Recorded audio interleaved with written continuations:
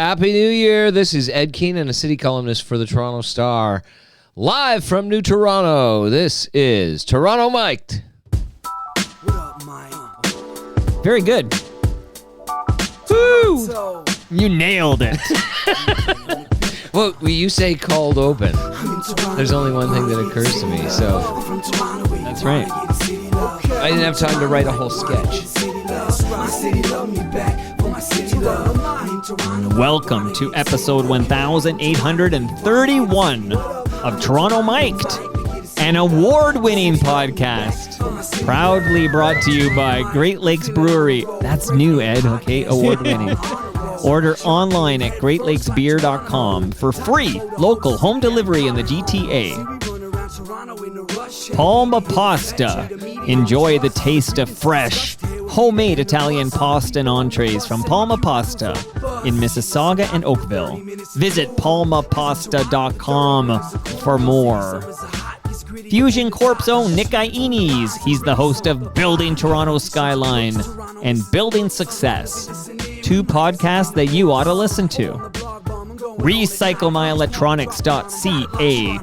Committing to our planet's future means properly recycling our electronics of the past. And Ridley Funeral Home, pillars of the community since 1921. Joining me today, returning for his quarterly, Hey, it's the Toronto Star's Ed Keenan. And for those of you who have a reminder set up on your phone, it's like a week late, right? And we apologize for that, but it was a statutory holiday last week, and so Mike's giant team of like engineers and professionals would have had to be paid double time. So we just put it off a week. I like that you're conscious of my budget. Budget. I said the B word. I feel like this is Pee-wee's Playhouse. So you're everybody out there. Like I have fallen behind. So update me. What's the award? What are your awards? Firstly, I'm hurt that you're not all up to date on all things in the TMU. I fell into a deep sleep for years or whatever. We'll get into it, but Okay. I won, this is in December, I won a very prestigious award. It's the Canadian Podcast Award, and I got to look up the correct title, but it's something like, and this is in the entire country of Canada. Right. My podcast won Best News and Current Events or something, like a big heavy title like that. You've been nominated for this before? Yeah, I have been nominated. Yeah, because I think I before. was once nominated against you. Like the This Matters podcast that I and you probably won, right? No, we didn't. I don't think we won. You're not sure. I remember when we were nominated, and then out. I went to check it out online, and I could see that we were like, that's exciting. head. I would love to lose to you. And then it's lost to the sands of time who won that year. Who would beat both of us? That would be one hell of a good podcast. That's exactly it. So I guess, I don't know. But it's the entire country of Canada. So at the National Newspaper Awards, or the National Magazine Awards, wherever I get nominated and inevitably lose, I'm always kind of hoping that I lose to a French language one because I have no way to gauge how I stack up. Right. It's like, wow, that's a whole Quebec has its own industry. Right. Well, I won. Okay. Hey! So I don't have to worry about Congratulations. who beat me. Yeah, no, thank you. Yeah, deservedly so. Now ask me what I get. Like, do I get a plaque? Do I get a trophy? Many thousands of dollars, like the Nobel Prize. I got a PNG file. PNG. Hey, okay, there you go. That I embedded on TorontoMic.com. That's what I got. So, and also I get to add it to my my intro. So I rewrote the intro. Once I won that, first of all, I poo-pooed the whole thing for years. When you weren't winning. Right. I'm like, who cares? Right? Who cares? My guest yesterday won a Grammy, and I always think of that Public Enemy line. Chuck D goes, who gives a fuck about a goddamn Grammy? Right? You know the line. Until you win one. And but if I won a Grammy, I wouldn't shut up about it. It's like Colbert with his Peabody Award. Okay. Up on the mantle. Well, so this is how I am with the Canadian Podcast Award. I kind of poo-pooed it, like, whatever. What does this mean? It means nothing. And then now that I've won it, I feel like I'm going to lean in. Like, I will now be, henceforth, Toronto Mike award-winning podcaster. No, absolutely. There you go. Thank that's you. good. I got another question for you. Yeah.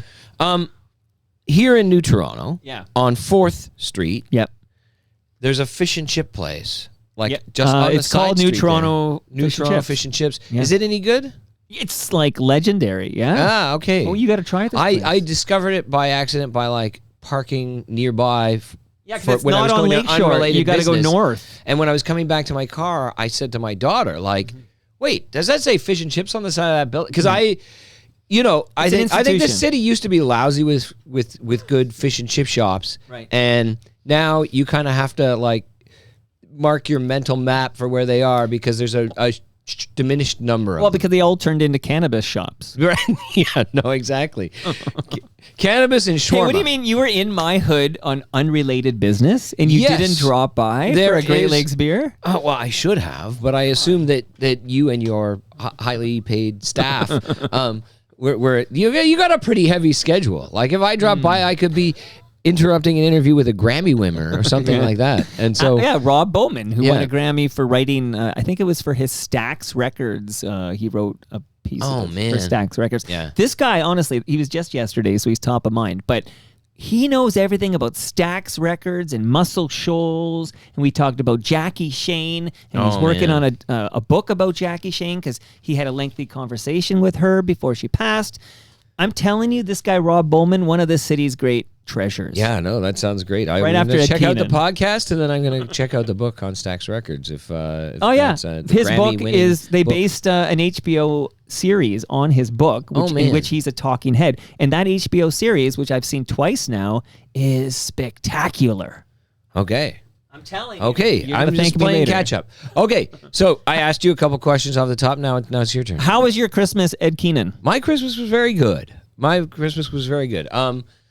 Like more joyful than restful, which is usually the case with my Christmas holidays because, like my wife and I both have come from very large, tight-knit, extended families where almost everybody still lives in the GTA. Okay. And so Christmas is kind of a multi-day marathon of trekking from, Scarborough to the west end of Toronto and then out to Whitby and all around. And so it was good. It was very good, very festive.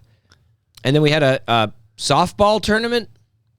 Where? Which is like perfect, in the dome? Seasonably appropriate. Yeah, it was in a dome called Mississauga Stadium, which is like a dome placed over a soccer field. Right. Well, I do a lot of dome. But they rented it stuff. for a softball tournament and divided it in half and put two fields on there, and it worked out pretty well. It was actually kind of fun. I did once participate in a slow pitch tournament in the dome.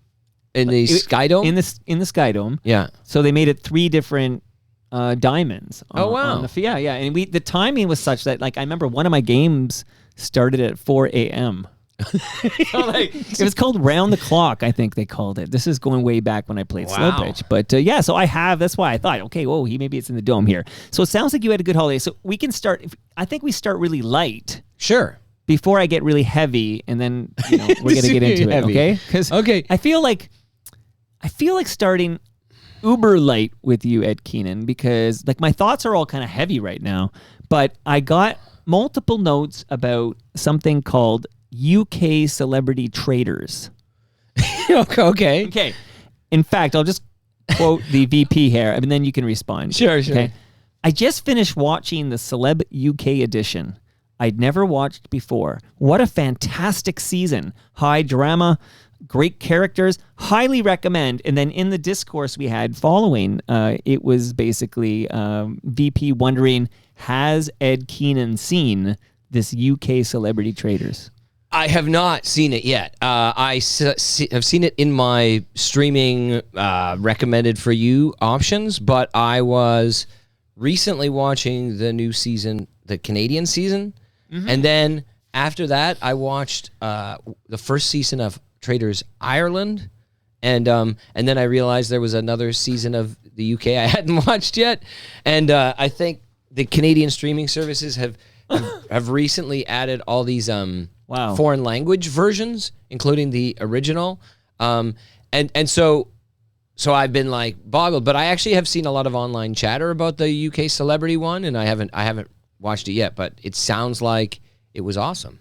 Well, you're the first person who ever told me about this franchise called Traders. Yeah. Remember I made a joke about traders? Remember Right, TRAD? the 80s Global? or 90s global TV drama. So that was my... Back when we used to have a lot of Canadian TV dramas. I guess we got Law and Order Toronto, but... Well, you know what will never go away is... who's... ENG?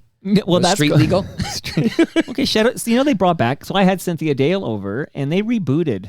Street Legal? In the last 5 years, they rebooted Street Legal. And I asked Cynthia, what happened? And she seemed really, bitter with the lack of love it got and that it wasn't, marketed properly. But they absolutely have brought back They Street needed Legal. to get, Retro Ontario on the case of promoting it, because I do think there's a lot of love for Street Legal. Well, there's a lot of love for Retro Ontario. Yeah, there sure is. There's a lot of love for... But what I was going to talk about was Murdoch Mysteries. Is that a drama? I feel like...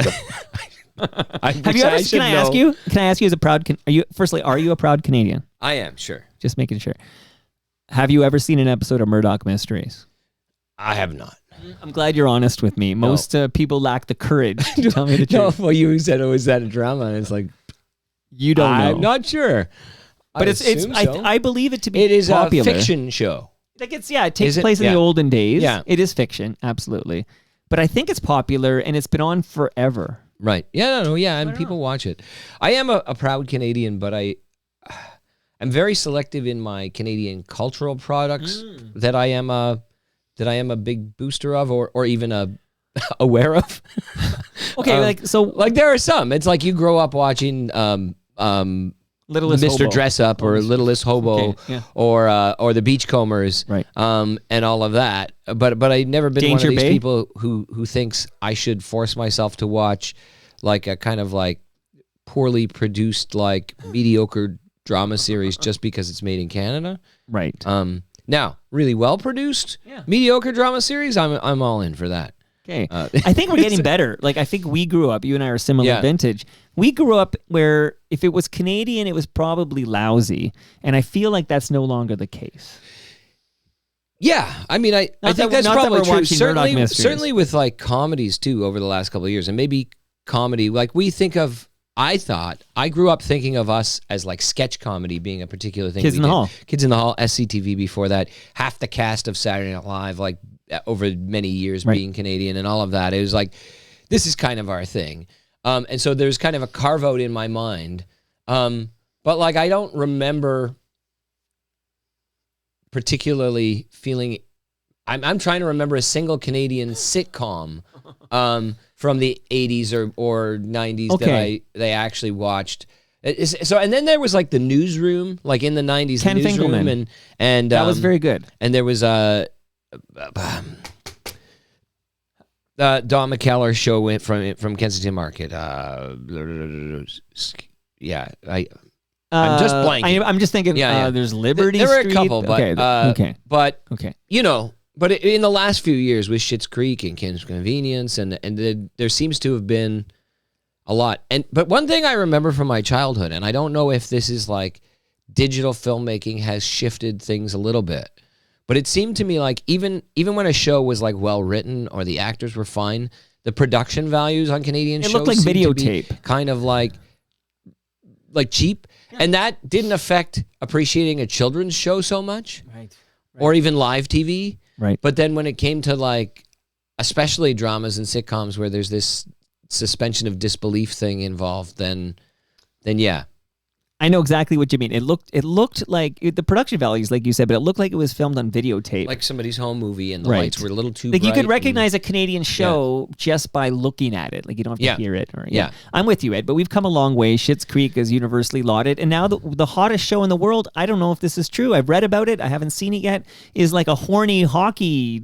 It sure is. Yeah, and I have not watched that yet, and I think it's in the queue too, there with Trader's UK Celebrity, because apparently, it's the talk of it's the everything. talk of the town, and I think it's a Canadian and a Russian hockey player making love. Yeah. So tune in, buddy. A love affair. Okay. Yeah. So stay tuned.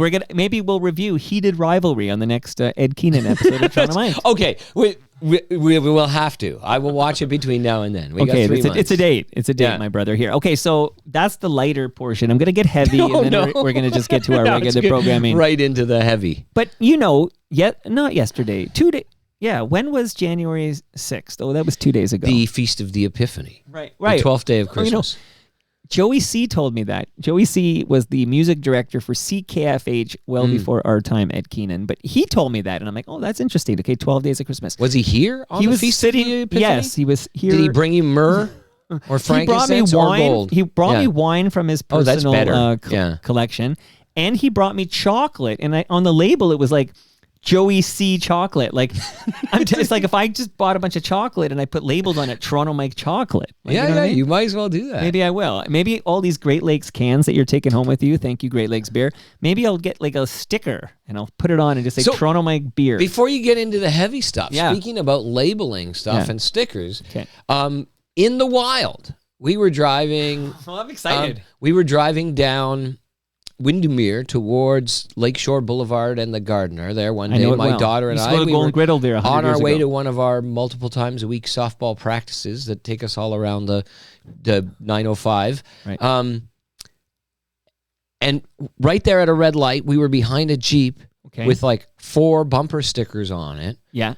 And one of them was a Toronto Mike bumper sticker. This tickles me pink. And my daughter was like, is that the lasagna podcast that you go on? Is that it? And I was like, yeah. And she was like, why would he have that? And I was like, probably because he's a fan of, or either that or he's been a guest. Well, but, I can tell you, as you know, there was a sponsor of the show called Sticker You, and they sent over Toronto Mike stickers, and not only guests, because a guest would receive one back then, but also there was a period of time where if you like wrote me an email and said you loved the show and you were within biking distance, I would drop a sticker in your mailbox. Hand deliver it. So that might be somebody who took advantage of that. That was during the Sticker You era. So there you go. So just out in the wild. I love it. We spotted a fan. I love your daughter. Proudly flying the flag. Your daughter connects it to you because you're probably not seeing a lot of Toronto Star stickers on cars when you're driving around. No, I mean, where we do see Toronto Star stuff, you see it a lot of places. Not as many newspaper boxes as you see, but there's still variety stores with the Toronto Star logo on their signs from the days where like that would be sponsored. They often don't sell it anymore because a lot of variety stores have gotten out of the business of selling single paper copy newspapers. It's hard to find one. I remember when I was on the Star, it was tough to find also like at sporting events and all of that, it's like if you go to a Leafs game, it's like over the exits or whatever. There's like we're sponsor partners. Okay, but at Lakeshore and Windermere, the food building has the Toronto Star logo all over it, right? Because Toronto Star remains the sponsor of the food building. Nice. But right there at Lakeshore and Windermere, you're right. There are not a lot of other things that I'm involved in where you randomly spot complete strangers advertising it for you. Well, because I know your daughter loves the Palma pasta lasagna. So let me not go any further. Before we get heavy, let me just tell you, I do have in my freezer upstairs another Palma pasta lasagna for you and the she will family. be very, very grateful. Okay, and absolutely. She's too young for that beer, right? Make sure you don't give that to your wife. Yeah, I will give that to my wife. Okay. Super light lager. Yeah, the super light lager is very good. And there's you got a fighting weight. This octopus. Yeah. I want you to tell me what your wife thinks of the octopus wants to fight. It's called fighting weight, so it's like a light version of the octopus wants to fight. All right. I want a full review, and I want to give you a Ridley Funeral Home measuring tape. I know you collect these. You have a drawer. They full are of them. useful. Yeah. And of course, the podcast that I produce for Brad Jones is called Life's Undertaking. So you subscribe to that. It'll win an award one day. And since I'm shouting out podcasts I produce, I'm going to shout out the Fusion Corp Nick Ieni's podcast called Building Toronto Skyline. We're going to record a new episode tomorrow.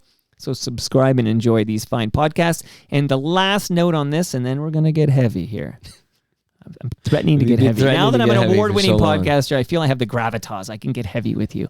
But I want to say to the listenership that if you have a drawer not full of Ridley Funeral Home measuring tapes, but full of cables and old phones, maybe there's a BlackBerry in there, a Motorola flip phone from 1996, who knows? Don't throw it in the garbage. Go to recyclemyelectronics.ca, put in your postal code, and find out where you can drop it off to be properly recycled. Whoa! See, in 2026, we're not messing around. That is the ASMR measurement. Ed Keenan. Let me just... Wait, are we already reviewing Heated Rivalry? It's getting hot in here. It's getting hot in here. Yeah. Okay, so Ed, remind the listenership. I don't need the reminder, but you spent a period of time covering Washington, D.C. politics for the Toronto Star. Yeah. From 2019 until 2022, I was the Washington bureau chief for the Toronto Star. So I lived in the Washington, D.C. area. I reported, from the Capitol and the White House and the streets of Washington, D.C., as well as I was the American correspondent at that point. Yes. And so I traveled around reporting on the United States as well. And where were you on January 6th, 2024? Do I have the right year? Yeah. No. Yeah, 2024. 2025. January. You mean the famous January 6th? Yeah.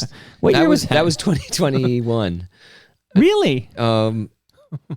Yes. Right, because Biden won in 2020, and then Trump won again. Yeah, in 2020. Of course. And so the inauguration was in 2021. It's all happening so quickly. And so it was, as it happens, 5 years ago this week. Right. I was on the step. Well, I spent part of the day on the steps of the Capitol building in Washington, D.C., witnessing, photographing, taking notes on, writing about the siege, the insurrection at the Capitol. And I earlier in the day had been over on the National Mall towards the White House. There's the ellipse there, and that's where Donald Trump was giving a speech encouraging Mike Pence and Congress to reject the results of the election and encouraging his supporters to march over there and make sure they did.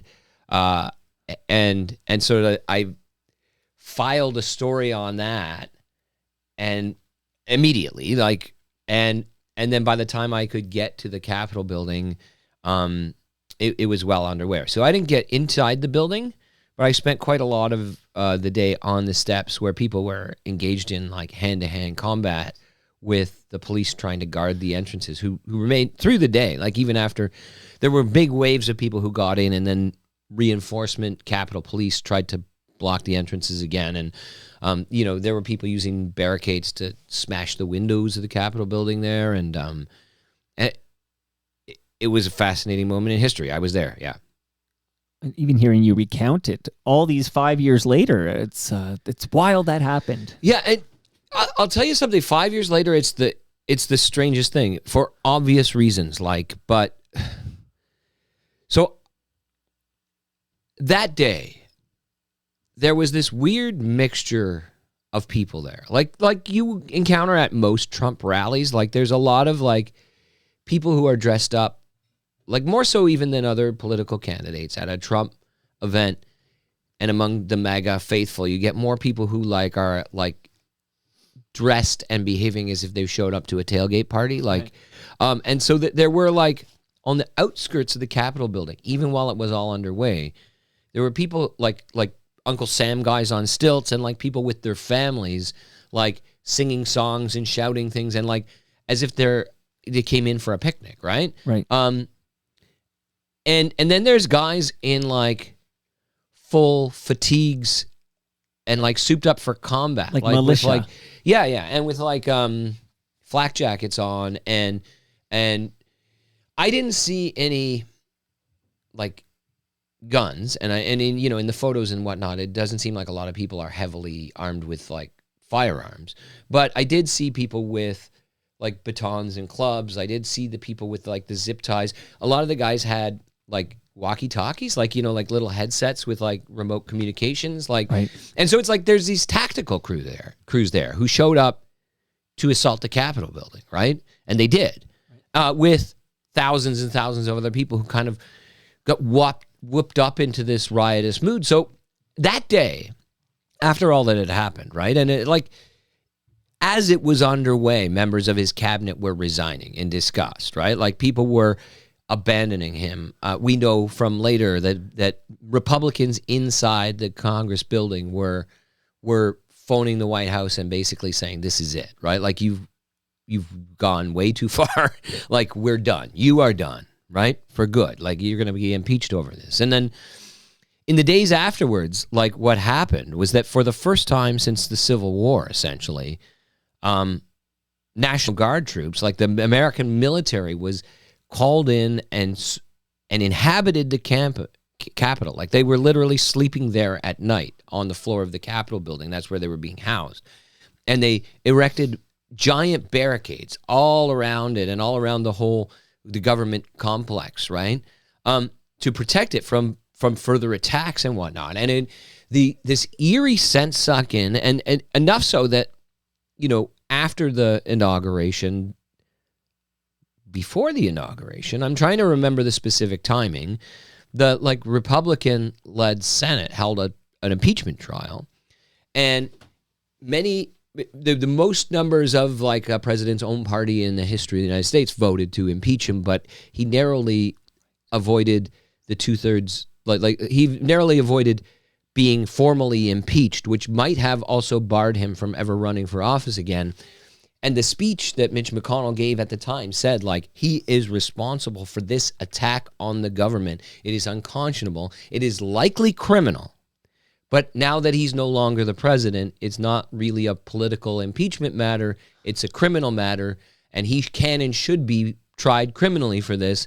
That was the Republicans at the time, right? And so and then there were people were, arrested and put in jail, and then Trump came and won again, and there's a bit of a revisionist history on his side about what exactly happened that day. Of course. And now they're champions. All these people got pardoned. And so the cycle of history there is so kind of bizarre, because that day, standing on the steps, as I was going home, and I think I put this in the piece I wrote, was that I overheard a conversation. This is the one day, I think maybe the only day. There may have been one or two other times, but I think it may have been the only day that I was in the United States covering it that I had my press pass hidden under my coat. I was trying to be incognito because reporters were getting beat up. Camera crews were getting, having their equipment trashed. It was a dangerous seeming place for a news reporter.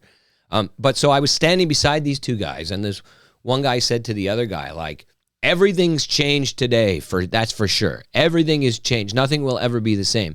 And I thought, how right he is, but probably not in the way he thinks, because he had thought this was a majestic statement that they had made. The people had risen up and spoken. Right. But I was thinking Trump the unsinkable, this sinks him, right? This is you can't try to...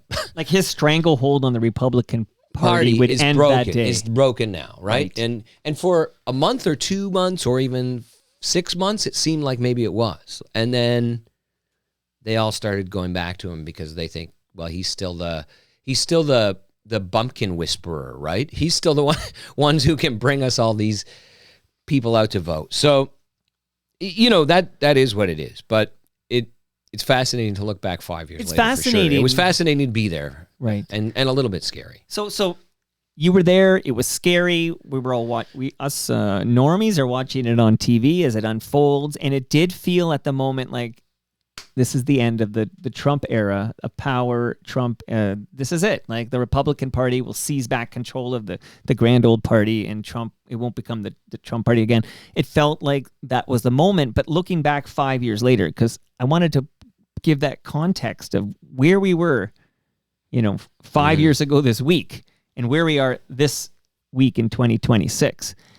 I wonder what your thoughts are in hindsight, if Biden was simply too kind to MAGA when Democrats had the power. Going back, if they could do it differently. That's such a hard thing to say, right? Or to evaluate. In retrospect, the specific qualities that made Joe Biden and all of it, you can make an argument in retrospect in that, you watch how those dominoes did fall, and you say the first black president, Barack Obama, was elected. His magnetism and success, in a way, led to opening the door for this racist backlash where the guy who demanded his birth certificate and was willing to say the stuff nobody else would say could become the next president, right? That doesn't mean Barack Obama could have done something differently to prevent it, but it is you can see this led to that. And I think Biden, especially given his deteriorating his age-related declines towards the end of his term, I think were a factor in really opening the door for a Republican and Trump in particular to come back. I don't know that the Justice Department had a lot of good cards to play that they didn't play. Like, there are still people who think now they shouldn't have persecuted those January 6th people because it looks political, right? It looks like the criminal charges that were brought against Trump. When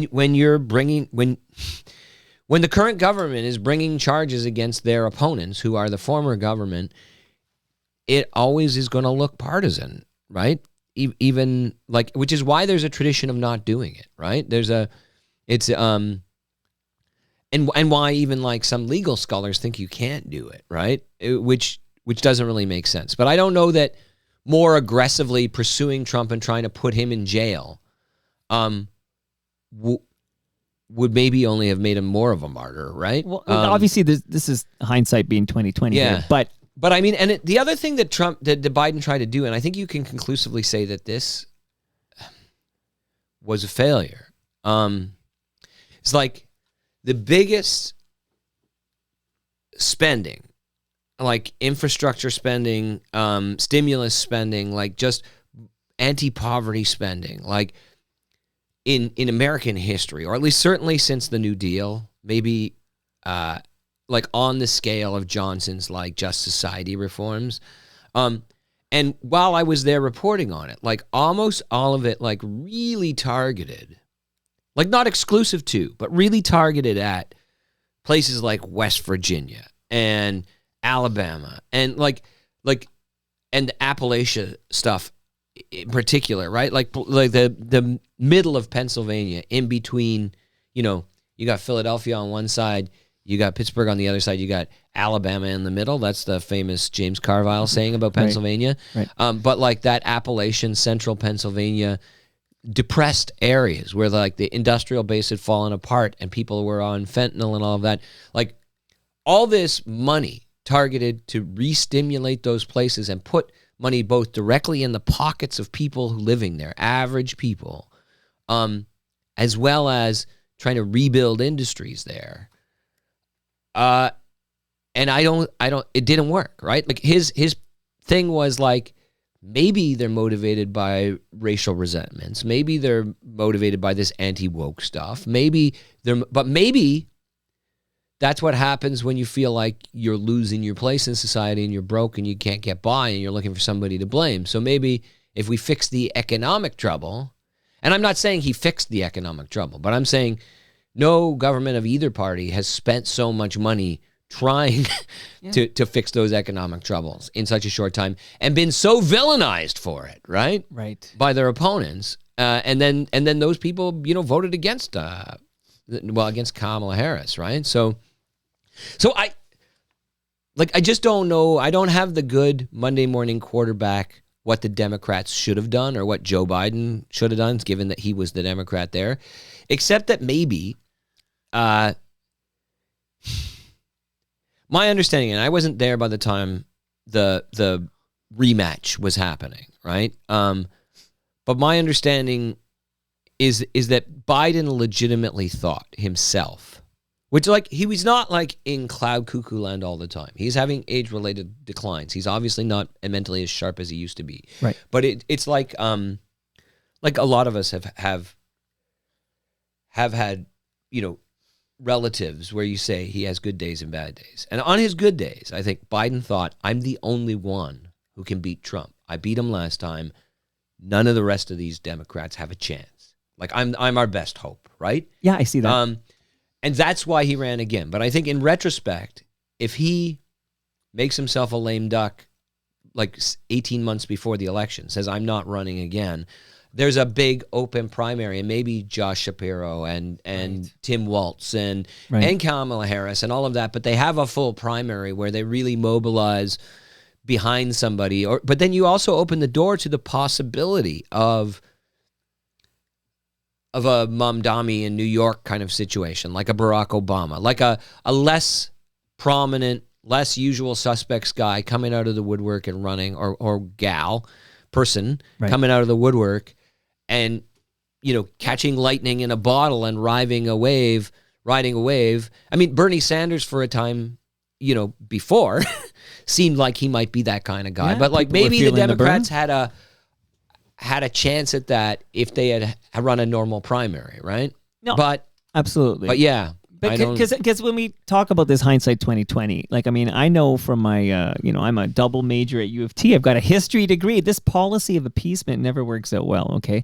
So it just felt like maybe this, what I see is like an appeasement of this character, this Donald J. Trump, that has resulted in what's happening today. And the reason I said it we're going to do a little heavy before we get light, is that, like, personally, it's just speaking for myself, and I haven't talked about this on the podcast, and I haven't written about it, and I haven't, whatever. Like, I can feel this weight of what's happening right now. I feel it. No, it's very heavy. And I think, like, the shooting, the Immigration Customs Enforcement teams, Renee Nicole Good.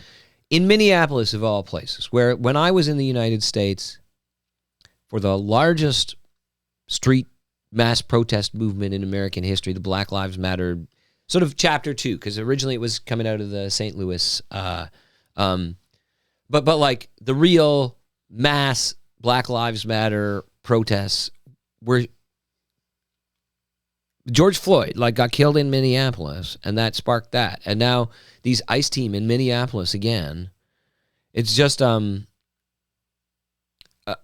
I mean that's shocking, but it's like the most shocking, polarizing, viral, like video viral ready moment in what's become normal there for how these crews of like fake police, like, anonymous, masked, like, and seemingly answerable to no one. Right. Crews of people in unmarked vans going kidnapping people off the street. They're kidnapping people on the street, and we see it. I don't know, you're on Reddit or something, and you're watching the video, and there's no checks and balances. There doesn't seem to be any enforcement. This gentleman who shot, her name was Renee Nicole Good. She was 37 years old. She was driving away, as you know, you've probably seen it. Yeah. But shot in the head, died yesterday. And then you see the president come out and basically tell you that what you're seeing is not actually what happened there. And I'm just going to quote the last line of George Orwell's 1984, and then we'll get back to your thoughts on this, Ed Keenan. But the last line is, "The party told you to reject the evidence of your eyes and ears. It was their final, most essential command." Yeah, and this is Hannah Ardent basically says that is the style and the one of the defining qualities of fascism, right? Like of authoritarianism in Nazi Germany and fascist movements, is that the misinformation and propaganda and fake news, which a lot of people won't remember, that the term fake news was coined by opponents of Donald Trump to refer to the kind of like meme factory fake facts that were being circulated on social media in support of President Trump and attacking like Hillary Clinton and his opponents. And then he adopted it to refer to the mainstream media and repurposed it. And see, I don't even know if I knew that. Like Daniel Dale, my predecessor as the Washington bureau chief at the Star, who's now works for CNN as a fact checker, but he like built his international name fact checking Donald Trump and documenting thousands of outright lies, right? You could call them like, oh, maybe he's just misinformed sometimes, except he stays misinformed. Right. He can be corrected a million times, and his lie becomes more ornate, more baroque. He fills in more details. Like this whole fantasy land, and they elaborate. Is that the thing is not to actually convince anybody that he's telling the truth. It's to make people question whether you can ever know the truth at all, like to completely devalue the truth, so that in a world where one side's going to say this and the other guy's going to say that, and who can know what's right and what's wrong? Well, what do my guys say? What does the party that I belong to say? Right, because that is the truth, and that's the only way we're going to gauge it, because because it's unknowable now. Like that's a defining quality of fascism, and that's what we're seeing from Trump now. And I think there were a lot of people, and in my analysis from Washington, a lot of the people I talked to and a lot of my own sort of suggestions, because I was writing less outright opinion columns from Washington and more sort of reported analysis pieces that were opinionated or point of view based, but not, but a lot of it was, saying he's moving in this authoritarian direction. There's this disrespect for the rule of law. There's this demonizing of his enemies. There's this idea that only loyalty to him matters and not to the Constitution, not to the institutions of the United States. Like that everything should serve him, and there's all these markers, right? Yeah. But I think he was encountering within his own inner circle like a form of check and balance inside the White House, in that he wanted to be sort of accepted as president by the establishment, so he appointed a lot of like qualified, competent, experienced people who were pushing him back and holding a leash on him. And what he learned in his first time was like, well, I won't make that mistake again. And now it's much more open, much more transparent. And in addition to the domestic stuff that we're talking about, which this ICE stuff just scratches the surface, I mean, there's the attack on Venezuela, which, again, it's like not to sugarcoat, like it's not necessarily bad news for Venezuela and Venezuelans that like dictator president was deposed, right? But just a meritless, groundless surprise attack on a foreign country where you send your own military in and kidnap the president and bring him back to your country, like, and then announce like we're taking over, like we're right. deciding who the new president is going to be, and it's sure the vice president can do it as long as she's playing ball with us and gives us her oil and all of that. It's like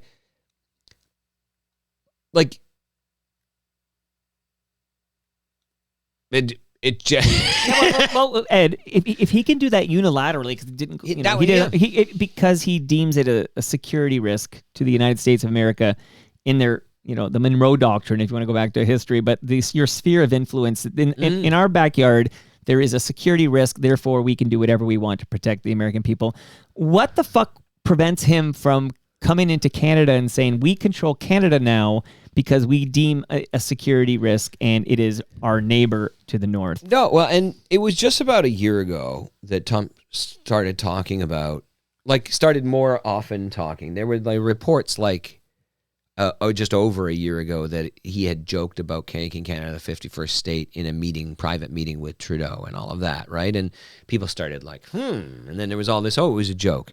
And then he started publicly making that joke about a year ago now, right? In January last year. Right. And then launched this massive trade war and all of that, right? But it's also with Greenland, right? With Canada, is that at the time, and this keeps happening with Trump, it keeps happening with fascists all the time, I think, where it's like, you're not sure how seriously to take something. And maybe he doesn't even know how seriously to take it at first, right? But then it has a way of becoming reality. And I'm not trying to sound the alarms and say, because I think we did talk about this about a year ago. We did, and I don't think the American military is about to march over our border, but I don't think it's as far-fetched as it seemed a year ago, and I don't think it's as impossible as it would have seemed 5 years ago, right? Because, the State Department, the U.S. government puts out meme tweets after the launch into Venezuela saying, this is our hemisphere, right? Fuck around and find out. This is our hemisphere. This is Monroe Doctrine stuff right up. We are the bosses of this hemisphere, and we're going to do whatever we want. Guess who else is in that hemisphere? Yeah. Guess who else has oil that they like and critical minerals and all of that, right? Fresh He's already water, said you we'll name it. launch the trade war Well, to make them do what lest we forget they want. that the tariffs Yeah. were designed to economically cripple us to a point where we were basically saying, please take us over. And so, I mean, I think my own estimation is that the still unlikely but not impossible chances of a military invasion, like an actual takeover, that Greenland should be more nervous right now than we are. But I don't think anybody in Mexico this like drug trafficking, I'm making finger air quotes here, but this like drug trafficking justification, like he's already sort of put Mexico on notice. But he's put us on Colombia notice with fentanyl. Notice, right? Like he has come out and said there's a security risk to our country you and because I Canada's both fentanyl. know that this fentanyl thing is bullshit. Everybody but it doesn't knows matter. He knows it. And you might say out there listening, you're probably too smart to be thinking this, but somebody might say, why would he bother with that fake justification? It's not to convince us or like some international criminal court. It's to try and like provide a fig leaf under American law to justify it, right? Just like this drug trafficking security concern is, again, that's to satisfy the American courts that what he's done is legal and that they should put Maduro in jail, right? Like it's like not he doesn't expect anybody to believe it. Right? Except maybe some people on the streets. So yeah, I mean it's tough, difficult time. Okay, I know. Like I don't know. I mean, I'm understating it, but I don't know what else to do about it. What else to say about it? Like from the point of view of Canada, I think. I mean, what we can do. We don't have a lot of cards to play if the American military shows up at the border. Right? Period. And economically, we got a hard slog if the Americans are going to fight us every step of the way. But so you try to keep things going, but as quickly as possible, diversify, which is what Carney was talking about, which is what everybody's been talking about, is like, can we open up? It's going to take a while for these options to be anything like to play the role that American trade has traditionally played. But if we can trade more with Europe, with Asia, if we can have security partnerships with other NATO countries, other like-minded democracies, if we can disentangle ourselves and make ourselves less dependent on the United States as much as we can, and as strong as we can, right? Like, but we are not going to scale up our military. I laugh more because it's like out of desperation or anything than because it's funny. But there's no way we're going to scale up our military to be able to mount a serious defense against a concerted American military invasion if that's what they want to do. I don't think that's what Trump would want to do, though, because if you look at what they did in Venezuela, it's not a full-scale military takeover of the country, not like Iraq or Afghanistan. It's a targeted assault, like bombings and a tactical team going in to decapitate the government, not a military occupation, right? Again, I'm not saying that. So that's best case scenario. The RCMP might want to, figure out, I don't know. Well, so you said Greenland, of course, you're right, that might be the next target here. And I was just reading what they're going to shoot first, ask questions later was the quote I was hearing. Like, so, I mean, that's an attack on NATO. Of course, we're NATO. Yeah. But here we are where, like, I'm living my day to day. I got to make money. I got to feed my family. I got kids in university. You got to give them a healthy, emotional, secure upbringing. I got a 9-year-old and 11-year-old. You know what it's like to be a parent. And I'm living my day to day. I'm out there. I'm biking. I'm listening to music. I'm watching the CFNY documentary. I'm having discussions like I had yesterday with Rob Bowman. So I'm living my day to day. But it's absolutely a weight I could feel, which is that I don't trust that this President of the United States won't use military means to take over our fiercely sovereign nation of Canada. And I don't at all trust, because I thought maybe the hope will be that if he gave orders to invade Canada, the army would refuse. But I don't have even a 1% belief as a commander-in-chief, his army, his military would say no to any orders he gives. Yeah, I mean, it wouldn't be a good bet. I mean, we'll have to see what happens in domestic politics in the United States over the next year or two. I mean, there is starting to be a fear of no midterms. Like for example, and yeah. I mean, I feel like I have fascist I should be the one dictatorship, talking you off the wall here, but it is like, here's the thing: is that it's like the possible futures you can imagine are not certain, right? Like there's a lot of things would have to happen. And among the scary things about this Venezuela situation and what it means and what it portends possibly for Greenland and NATO and all of that is just that the new stated American foreign policy doctrine, like not the Monroe Doctrine they're once again invoking after all these years, the Donroe Doctrine now because of Donald Trump.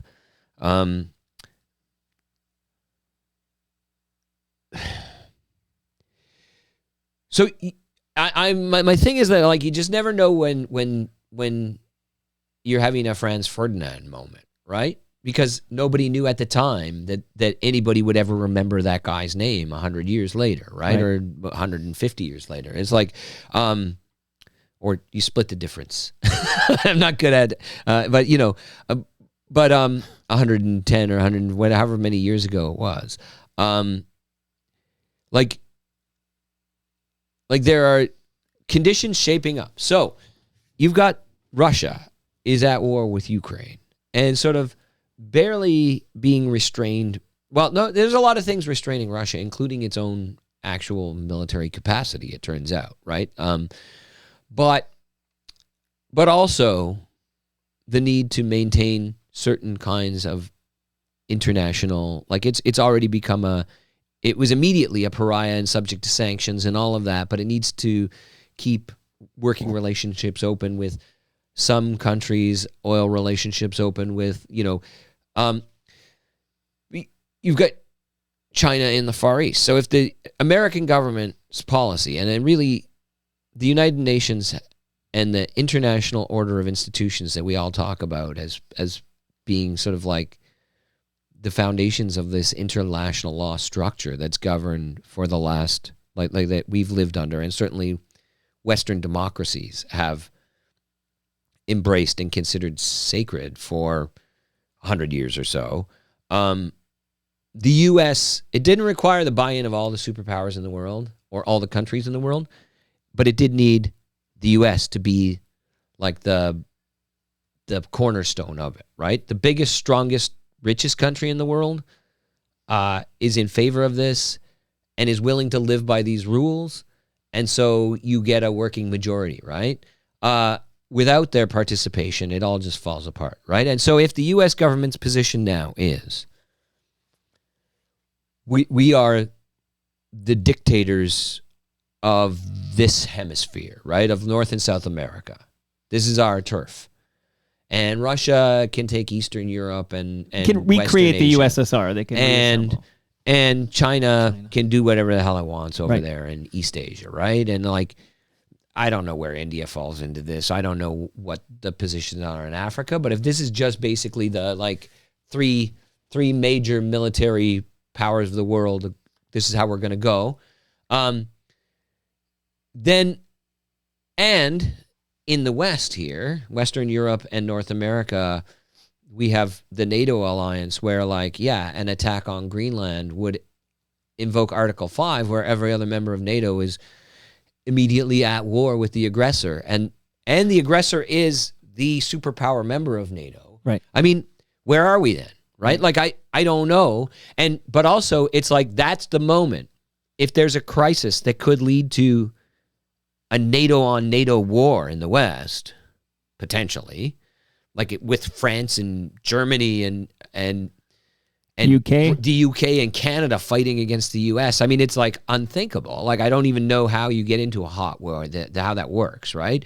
But if that is the prospect, then Russia, nobody's checking them, their ambitions to reunite the old Soviet Union, to do whatever they want, right? And in South Asia, in wherever they want. Like, it's like if we're preoccupied with our own defenses or our own inter-NATO conflict, like all the old allies are fighting each other, actively or by other means, right? Like, we're not stopping a Chinese invasion of Taiwan. We're not stopping, Russia from like nuking Ukraine if it wanted to. Like, I mean, it's like, I don't know. Like, and I don't want to necessarily invoke, like, as I'll come across seeming naive. I'm not a expert on the politics or military implications of any of these places or things. I don't want to pretend I have some kind of like deep, like well-researched knowledge of all the implications in all of these places. But just in the biggest building blocks picture of like, how did shooting this one obscure royal family relative lead to a world war? It's like, well, the pieces of a world war you could see in the former allies of NATO sort of being at some kind of battle with each other, and Russia then being unchained to pursue its ambitions in its former sphere of influence in the USSR, and then China having no checks on its own like imperial ambitions in the Far East, right? And so, stay vigilant. That's scary. And so what you hope for is that the butterflies flap their wings in different directions, and that is possible to imagine that kind of chaos gets unleashed somehow. But it's possible to imagine 100 other routes that are nowhere near that scary. Some of them are still disturbing. But they're not like apocalyptic, right? Well, and some of them could be. It could be that Trump winds up being again an aberration, and the U.S. steps back from it, right? If it does, there's still a concern about the lasting damage to the U.S. and to these international institutions and all of that. But yeah, it's like you warned everybody this was going to be the heavy part. Now you've here's why I look at this episode. It's a 2-hour chat with Ed. The first hour is on this subject, and I'm going to pivot to your sweet spot, which is more hyper local content. I don't cover this stuff like, and so over the last year I haven't been in regular contact with, like, I still read a lot and all of that, but I'm not like interviewing experts all the time and stuff, right? I'm not contacting people inside the American government to try and get a story on what they think and all of that. And so like, once we start talking it out and thinking it out, there's a lot of scary possibilities there, but I don't want anybody to think that like No, I'm not even thinking of you as Ed Keenan, Toronto Star journalist. I'm actually thinking of you as Ed Keenan, smart family guy, Torontonian, who has some interesting perspective because he was covering Trump for the Toronto Star for many years. I just am also looking for some kind of validation or reassurance that, like, I'm not alone in what I've been carrying. And it was a lot with the what happened in Venezuela. And then with what I'm seeing from Minneapolis with ICE and what happened to Nicole Good. And then I saw, like, in a memorial for her, I saw some ICE, these seemingly anonymous, can do whatever they want. ICE agents or federal immigration officers was like talking trash about her and kicking over candles and stuff. And it's just a lot that I'm carrying, because I know if he's got this list and it has Venezuela and it's got Greenland on it and it's got Mexico on it, I know it's got Canada on it. And I love this fucking country. And I feel like if we don't talk about it, who will? Because I'm sure I'm not alone in these feelings I have right now. This ball of anxiety. I'm ready to fight with the resistance. Like, I know I can see what's coming, and I just hope I'm wrong. Yeah. I mean, I do still think that, like, any kind of, like, actual military invasion of Canada by the United States is unlikely and likely, and that's partly based on it seeming to me like it's almost unnecessary.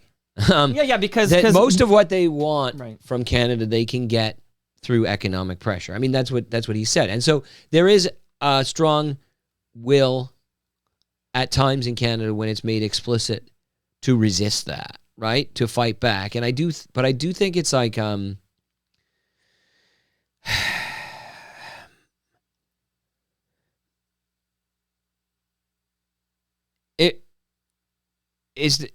there's something satisfying to me about Doug Ford's approach to this, right? Which is to, like, stick up his middle finger and pour out bottles of booze and say, I'm going to shut off the electricity and let the southern bastards freeze in the dark, right?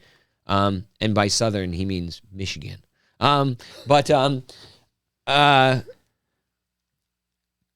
but I'm not sure that's going to be that's actually the most effective way. Like it's like there's probably a way that this has got to be stick handled, where we preserve we try to strengthen our economic and military and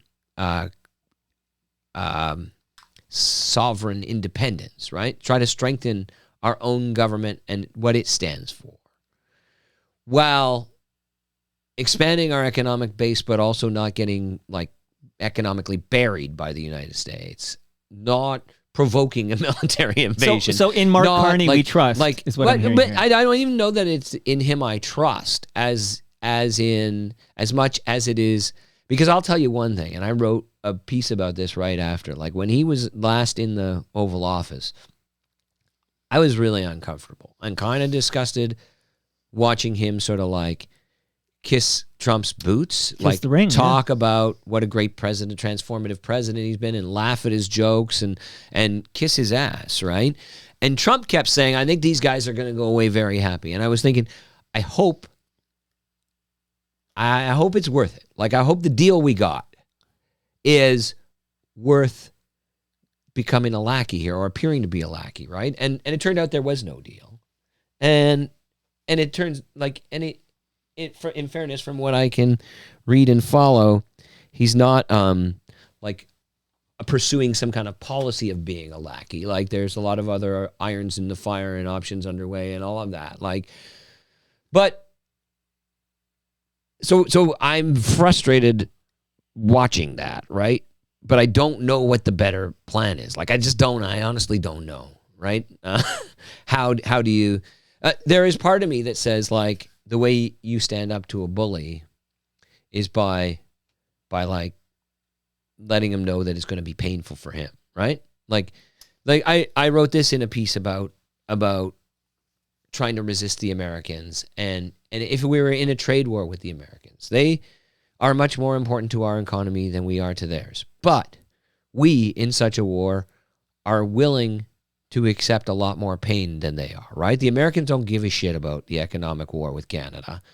American public, like members of the MAGA faithful, are, I suspect, willing to accept very little personal hardship in the name of war with Canada, right? And so it's like when the advice with a black bear, like, is fight back, make a lot of noise, all of that. It's not because you're ever going to win a fight with a black bear. You are going to lose. If that black bear decides it wants to kill you, if it's hungry, you're screwed, right? But if it's just annoyed with you and you can quickly convince it that you're more trouble than you're worth, right? Right. That, like, he doesn't want a bruised nose. He doesn't want to kill you enough to take a couple bruises, right? Like, that's what you have to do. Like, that's how you fight that war, right? But if then he kind of backs off, if it's always a halfway thing, and this is part of the frustrating thing with Trump, is that, like, he makes a policy, he walks back from it, he keeps it there, a threat. Like, it's worth remembering that the trade agreement he is trying to renegotiate, because it's so radically unfair to the United States, is his trade agreement. Right. Right? It's the new NAFTA that he forced on everybody, like, that he negotiated and signed the last time he was president. That's the one he now wants to rework and all of that. And so it's like he likes being able to threaten people at any given moment. It's like the way he conducted business, like to talk about how it's like a mafia kind of thing, his approach to world affairs isn't even to try and provoke just gangsterism in itself, but it's the idea of always being able to apply pressure and threats. And it's always like, hey, nice business you have there. Be a shame if anything happened to it. Right. But it's like, well, okay, now you've made your payments. You're okay. Until the next time I want something, right? Until the next time, right? It is like resolving these things and having them solved. Trump doesn't see any benefit of that, right? Like, he always wants to be able to extort something next time, right? So other than hoping that Trump goes away sooner rather than later and that Trumpism kind of fades out with him, I don't know what the strategy is for, like, dealing with him other than damage control, right? Like as much as you can. But nobody wants to be Neville Chamberlain in this World War scenario we're talking about, right? Like nobody wants to, and yet. Well, and let's take a deep breath. Here, let's do this, okay? Let's take a deep breath here. You and I, right now, knocking on the old wood. Here we are, free members of the sovereign nation of Canada. As we speak, I got to timestamp it. Things could change quickly. 3:05 p.m. on January 8th. So let's take a deep breath. Let's leave that subject matter. I did warn you it would be heavy. Yeah. I do feel better talking it out, though. Like, good. You know, you and I will get our baseball bats. We'll do what's necessary. Okay. I'm going to bring it home here now. Okay. So I mentioned that yesterday Rob Bowman was in the basement. So Rob Bowman, musicologist, I forget the proper title, but it's a big title about how he's a professor of music stuff and he knows a lot of stuff. But he did a book called The Flyer Vault. And he visited for the first time when the Flyer Vault book came out. Do you remember this? The Flyer Vault? Okay, so it's very interesting. Maybe you were in the States when this came out. I can't remember. But his co-author on the Flyer Vault was a guy named Daniel Tate. Daniel Tate today is probably better known for his work behind Integrity TO. What do you know about Integrity TO? A bit. I think it's Daniel Tate is Integrity TO as far as I can tell. Right. He had reached out from to the me. Flyer Vault to Integrity TO. That was the pivot. He reached out to me to like have a coffee. He had also asked me if I would appear at one of his events, like his launch events, and I didn't take him up on that. I don't know enough about him and his Integrity TO. Have you had him on? Have you talked to him? But I had him on as the Flyer Vault guy before the pivot. I think COVID caused a pivot with Mr. Tate. Yeah. It seems like he's doing a lot of research and like arming up, sort of like center right or right wing. He seems to be a Brad Bradford guy. Yeah, or like that part of the political spectrum for sure. And to be a sort of like, you know, Olivia Chow has this sort of like she doesn't have it, but there's a progressive like non-party advocacy group, right? And then we heard of ABC, which does not stand for anybody but Chow. It's another something city, a big city maybe. A better city. A better city. That's it. That also intended to be sort of like a right-wing version of that. Right. And I think Daniel Tate's doing that. I mean, part of my discomfort with that, and it's like, part of...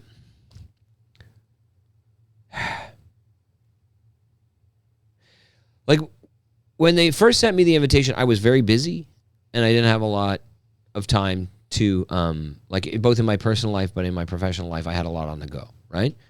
But then when I go to their website, I just see a lot of what looks like race baiting and fear mongering over immigration, right? And stuff. And that, no matter how good your research on other stuff is, the fact that you never miss an opportunity to put Asma Malik or Jamal Myers in a big scary picture, like that all the politicians you seem to attack seem to be not white people, that you're sort of blaming immigrants for all kinds of stuff. And so I'm providing a broad sweeping brush to describe my quick analysis of what I saw there in a quick look at like, who the hell are these guys? Should there's somebody even want to talk to? And from that social media and website presence, I was like, yeah, probably not. Then I hear, but Daniel Tate is not going away, I don't think. He seems to be showing up to a lot of meetings. He's doing a lot of research. He's armed with a lot of information. Him and his group may well, my instant analysis may have been wrong, and I should take another look. But that was what it quickly looked like to me. But he also seems like he's going to be a persistent presence here and like somebody who wants to be involved in the debate. And if so, I hope it becomes a productive part of it. Am I right that serious crime in this city, Toronto, is down? Yeah. And depending on which serious crime you're talking about, it's like could be way down, like murder. We just had like a record year. Like since the early 1990s, we haven't had as few murders as we had in 2025. Most of the other major crime indicators were down, and some down more or less last year. I mean, the one thing to say is that some of those indicators we've come down towards, like, from previous highs, right? That there was like a spike during or after the pandemic, and we're now getting closer to the rates. And I don't have like the dashboard in front of me, so I'm trying to remember. I don't remember all the specific categories of those indicators, but it's like in some categories when you're looking at major crimes that include like assaults, car thefts, major theft, break-ins, like murder, sexual assault, like almost all of those categories are, I believe all of them at a certain point late last year anyway, were down. Some dramatically and some not so dramatically. The one thing is that if you looked at a chart, like a 10-year chart or 20-year chart, you would see that we're coming back down towards where we were just a few years ago, right? So like some categories of crime had spiked and are now unspiking, or at least did for this year. But it's not like 2025 was some like apocalyptic new high in crime, and that's what it often seemed like to me in some of the reporting and some of the pre-election politicking that was going on was like kind of like that we have reached new levels of mayhem in the streets of Toronto that we can never recover from. And it's sort of like, well, we just had like with the lowest, like this is like a remarkable drop off in murder, and I have done less looking into the why of it than I probably will soon, especially if it keeps up, because there has to be an explanation for it, or it's just a weird blip outlier where like a lot of people didn't kill each other. I know. But we're united because of a threat from a foreign nation. It's brought us together.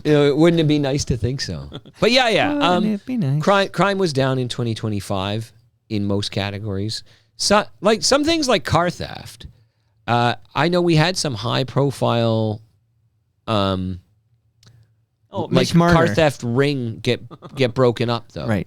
Like, and so that might be why it's down. Like there may have been concerted resources both in the city, but also if the federal and provincial governments, like this is like international crime syndicates doing that kind of stuff, right? And so that's probably what cuts down on like eats the car theft number back down towards what we might have considered reasonable 5 years ago, rather than the sort of like all-time highs it had been at recently, right? But murder, I mean, again, I don't know if like there's a major truce in a gang war somewhere, or if like something happened in the drug trade, whether it's people being imprisoned or like whether it's policing related or whether it's some other factor. Right. But you would think that like a good chunk of murders that happen in not just in Toronto but in any city are like not just crimes of opportunity but crimes of passion, right? Like two people who know each other, who are otherwise nonviolent, regular people, like somebody like you cheated on me or whatever, domestic violence, friendship violence, you beat me out for a Canadian bar fights podcast that get award. out of control, right? Like stuff like that, right? Right. But then a lot of the other ones are, whether they're actually gang members or not, are like gang or criminal culture related, where like organized crime figures are enforcing their own contracts, or turf wars, right? Or people who are armed because of the criminal lifestyle they already lead get into an argument that would otherwise be a fist fight, but instead tunes into a shooting match, right? Like that. Those are the two major kinds of, well, let's say there's three. Like one is domestic violence, which a shocking and disturbing number of men kill their partners, right? And some women kill their partners too, but overwhelmingly there's a lot of man on woman intimate partner violence, some of which is fatal. And then there's like the kind of mystery murders where like people people who are otherwise not in the criminal world at all kill each other for personal or monetary or whatever motives. And then there's, but I have to think that like when we have a lot of shootings in the streets and whatnot, a lot of it is gang and organized crime related. Sure. And I don't know, like, if that's where it fell off. Like, that's what I think this is why I say we need an digging expert. into the why would be interesting. Absolutely. Because I think if it's something we did, there's something we're doing, we should keep doing it or do more of it, right? Well, it is interesting. This is 2026, so we are having I don't know if you know this, Ed, there's going to be an election, a municipal election later this calendar year, and we've already said the name Brad Bradford. I think I brought him up, and then I know you brought up Olivia Chow. Walk of Life, who follows me, and I follow Walk of Life on Blue Sky. That's where we're hanging out, Ed. Blue Sky, okay? We're like, what did Supriya call us?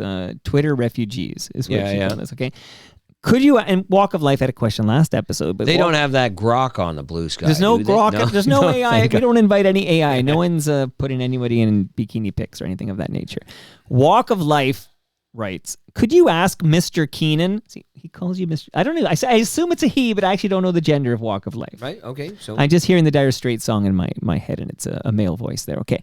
Could you ask Mr. Keenan for his thoughts on the possibility of John Tory running again, and if he has any updates on... Oh, actually, I'm going to do one at a time here. This is I think this is the big question. All right, so here... What do you know? We can get into these in more detail as you want or don't want, but... Well, let's go. I think Olivia Chow launched her re-election campaign today. Unofficially, but very certainly, right? When she unveiled her budget for this year, the proposed property tax increase of 2.2, which is, I have to say, significantly lower than I was in the pool of Toronto Star, City Hall related people. It was like not an actual pool where we put up real money, but we were trying to name the number we thought we'd see in the company chat. I had said that I thought it would be 2.2 plus the 1.5 city building fund, right? Because I thought 2.2 is the inflation rate right now. They'll go for just inflation plus the city building fund, which you can kind of also still point your fingers at John Tory, who are introducing it, right? He also tacked it on top of a bunch of his. But they didn't do that. They went 2.2, including the city building fund. So that's 0.7. That might be an interesting number for a couple different reasons. Mm-hmm. And I'm going to have a column coming out soon that says some of this. But because 2.2 happens to be the actual inflation rate right now, and so this is inflationary, including that city building fund. No asterisk to say, because people are dumb. The operating budget is inflationary, but then we logged on the service fee and gratuities. You got to keep it simple. Yeah. Would you like a 20% surtax on there?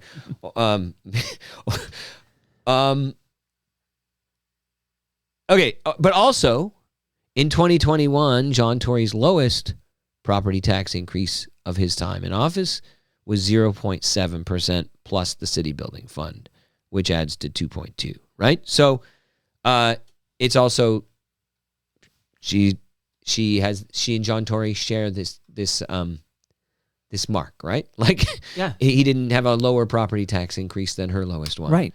All right, so there's that, right? So I think that, and it's there's a message of austerity at the city government now that maybe is not 100% in line with her earlier message, but it's a sort of like, let's tighten our belts and make do with the consolidate the massive gains we got over the last couple of years when we had much larger property tax increases, and when the provincial government agreed to take all this Gardner off our books, and when we secured this money for refugees from the federal government and all of that, right?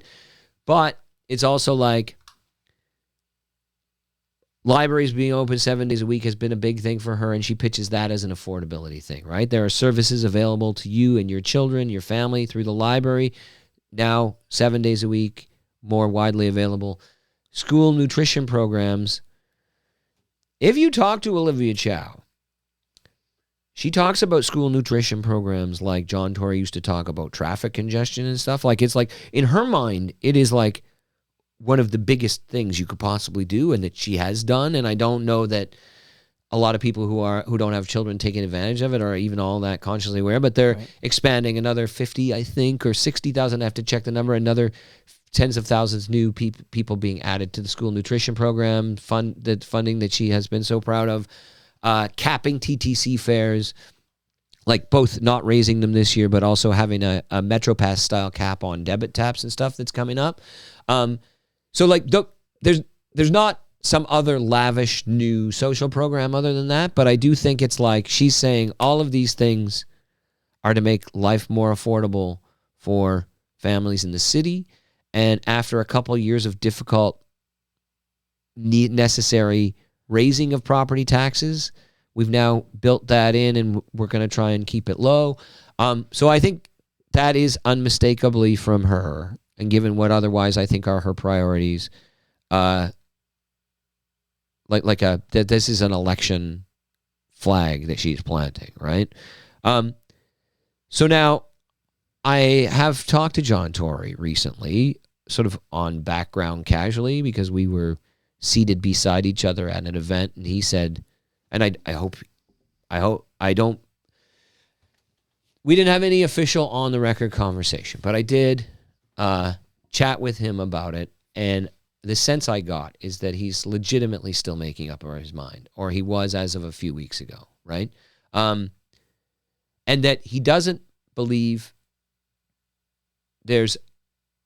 he thinks he's well-known enough and famous enough, like the people of Toronto know him well enough that he doesn't think he has to rush to make a decision. Like, it's not like an extra month on the campaign trail is going to make or break whether anybody's opinion of John Tory changes, right? So he legitimately, I think, is still on the fence about whether I think he thinks he can win, but I mean, I think he believes he can, but that would be a factor.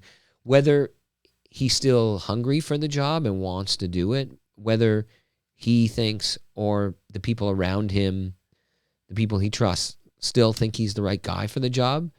And also, I think whether he wants to put himself and his loved ones through that again, like especially given the way he left last time. You know, that stuff's all going to be back out there again. But also there's the lifestyle stuff of it, right? But I think he would like to have the job again. I think he would like to feel needed again. I think he thinks he still has things to contribute, but I don't, as of at least a month ago, I don't think he legitimately still hadn't made up his mind, but didn't seem to feel like he was in any real hurry, right? I also have chatted with Brad Bradford since our last conversation, and actually as a result of our last conversation, because I had written about him a few times around the same time too, and like with some speculation about what he might be thinking and what I think like is behind his race. So his message to me, like, and to you, his message to you was, tell him to have me back on. I'd be happy to talk to him about it. But his message to me was like, he thinks he can win. That's why he's running. It's not like a golden parachute out of like, or a dignified exit. He said, like, well, that was a speculation. If he wanted a part. dignified exit, right, he says, the fact that he had always said he believes in a 2-term limit and that he would automatically limit himself to 2 terms, that's the dignified exit. He was never going to run again because he had always said 2 terms and I'm out, right? And so, but like a lot of the stuff we were talking about last time, and not everybody will have listened to the last time, so I can just say, but I think... But like, Bradford listens to every Ed Keenan appearance on Toronto Mike. Well, I think Brad Bradford listens to things that are about him.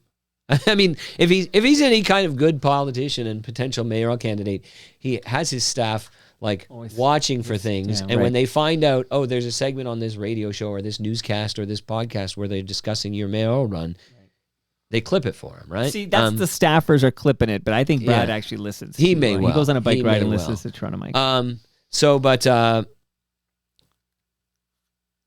But so he thinks, and I think this is in line with what I was speculating, right? Though is that, but I think he thinks it more wholeheartedly than my own handicapping.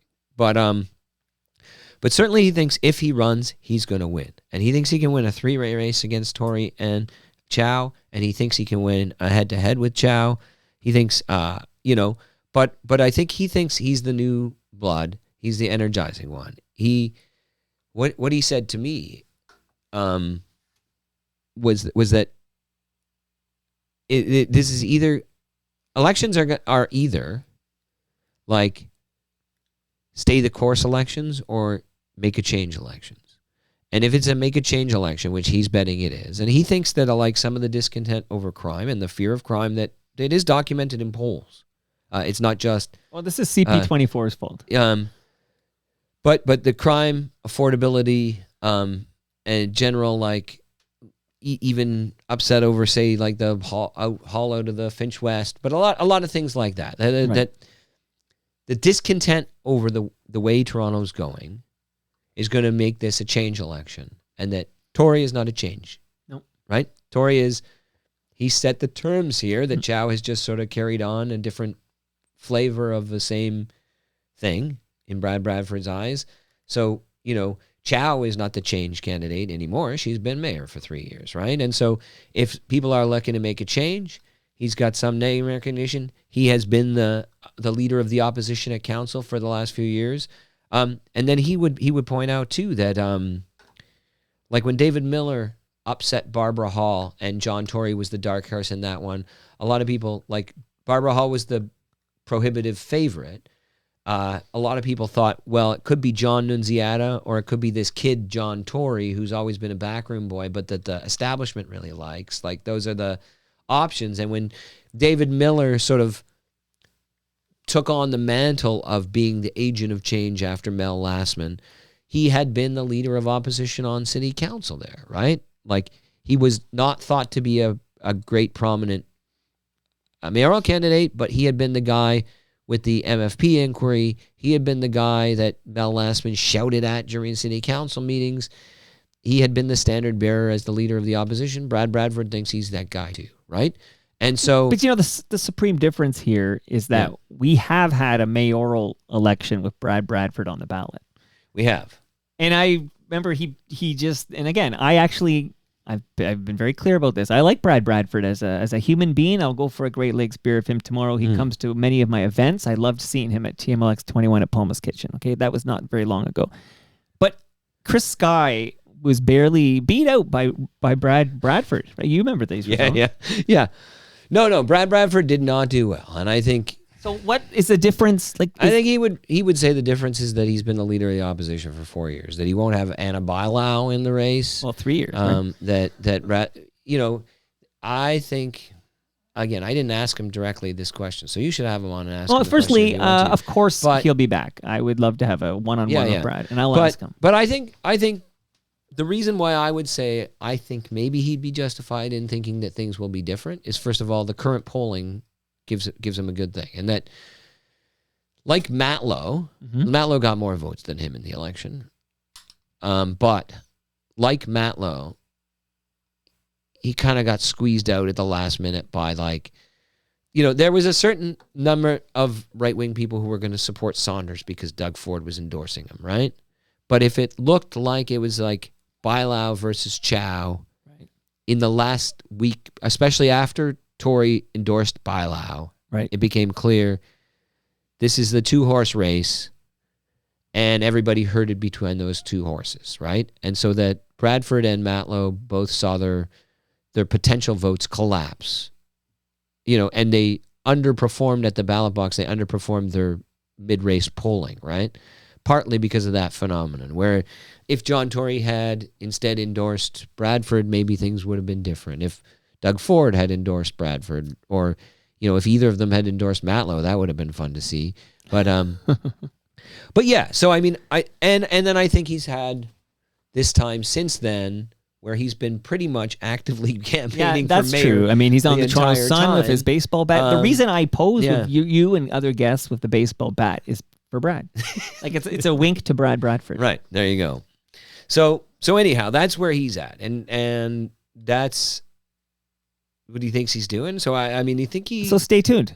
Yeah. And I mean, so here's the other interesting thing, though, is that when you talk to Bradford, the most appealing part to me of what he talks about is almost like using the strong mayor powers, not for like overriding council with the veto and all of that, but that a strong mayor part of the strong mayor changes were that now all the senior civil servants are appointed by and answer directly to the mayor, right?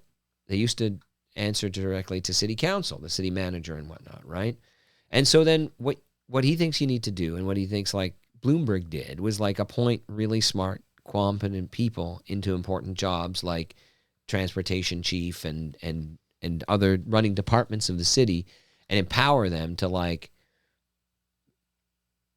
get crap done. And he says as a former bureaucrat, he understands that the bureaucracy is holding up a lot of things that needs to be done. And I think for a lot of people on a gut level, there's a really appealing thing to that message. And I think as somebody who's watched City Hall for a long time, my question is whether you can do it in Toronto, right? Like whether the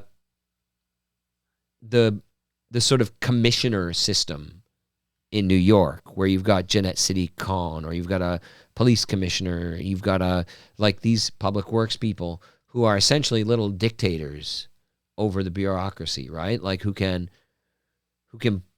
steamroll things and make them happen, despite, city council be over there fighting, but meanwhile, the guy who's responsible for building subway lines is just getting it done, right? Like, I just don't know if Toronto City Hall can work that way or not. And so I'm skeptical, but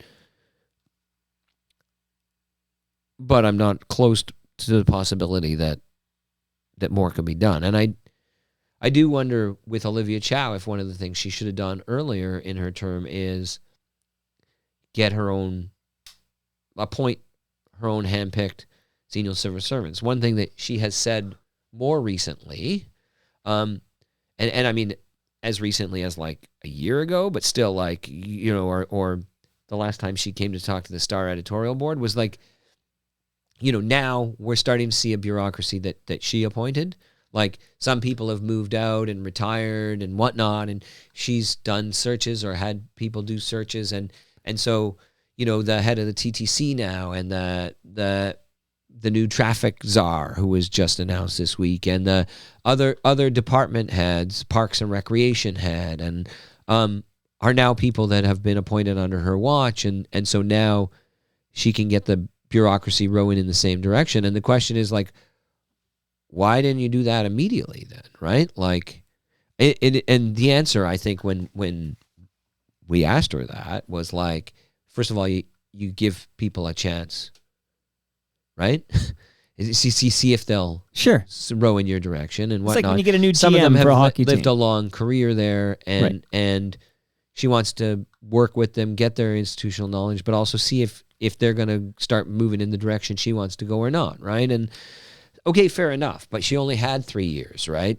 Right. And so it's sort of like if at the end of 3 years she's starting to say, well, now my Avengers are assembled. Right. Now witness the power of the fully operational Chow Star at Toronto City Right. Hall. You want to see more? It's like, well, check me in the ballot. And you get to see the rest of exactly. this. It's a teaser, right? Right. I get that strategy. Hey, so we're at the 3/4 mark. Yeah. Okay. Okay. How are you doing? Like, do you need a little break? Are you okay? I could take a little break if you got I will, pitches to do I'll and do stuff. things, but don't Yeah, hit your head is what I'm All saying right. here. All So right. while the great Ed Keenan, I would like to remind the listenership that they should be subscribing to the Toronto Star so Ed can continue to write his excellent columns about the city. It's always must-read stuff, the Ed Keenan stuff. And that's how it works. If you want good journalists, columnists like Ed Keenan, you got to pay. So the Toronto Star is where you get all that good stuff. And a lot of great Toronto Star people are also FOTMs I have on the reg. I'm thinking of the people like, who am I thinking of? I'm thinking of Mike Wilner, for example, or David Ryder. Love that guy. And even, he's freelance now, but I got a lovely postcard from Peter Howell. His 10 favorite movies of 2025. And I plan to watch every single one of those movies, Mr. Howell. That's what I'm going to do here. And I want to shout out Mark, who doesn't miss an episode. He says that John Tory is filling in this week for John Moore on the Mighty 1010. And his that could be history repeating, because in 2014, he was doing radio hosting until the day he confirmed he was running for mayor. So I was just telling the listenership, Ed Keenan, that maybe John Tory filling in for John Moore this week on 1010 is history repeating, where he does his 10-10 hosting and then he confirms, I'm running for mayor. May well be. May well be. Okay, so we got half an hour, and this is going to be more rapid fire stuff because I have to clear the track. Do you have an update on the new island ferries? This is a listener who wrote in. I do not, unfortunately. That's good. See how rapid fire that was? Very, just keep that going there. Okay. Can I ask you about the Finch LRT? Oh my gosh. And the speed of running much slower than promised. All right, so it's a fiasco. And my initial reaction was, oh my God, Rob Ford was right. And I was wrong. And not just me. All Subway. All the smart people were wrong. And Rob Ford was right. But it doesn't appear to me that it needs to run that slow. I think it's a fiasco that it is running that slow, that it launched that slow. I think it's crazy. I wrote it and I just could not believe how some guy slow ran we were faster going. than the yeah. But it's almost like when you ride on the Spadina streetcar. I have been frustrated for a long time by how it stops at all these red lights and then everybody makes their left turns and all that. And it's like, why are we doing this? Like, why are we slowing down here? A signal priority or something.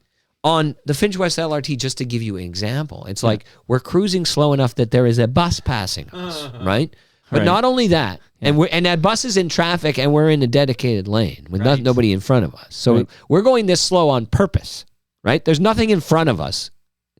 But then we get to a red light, and we stop at the red light, and then there's an advanced green for left-turning cars for 15 seconds.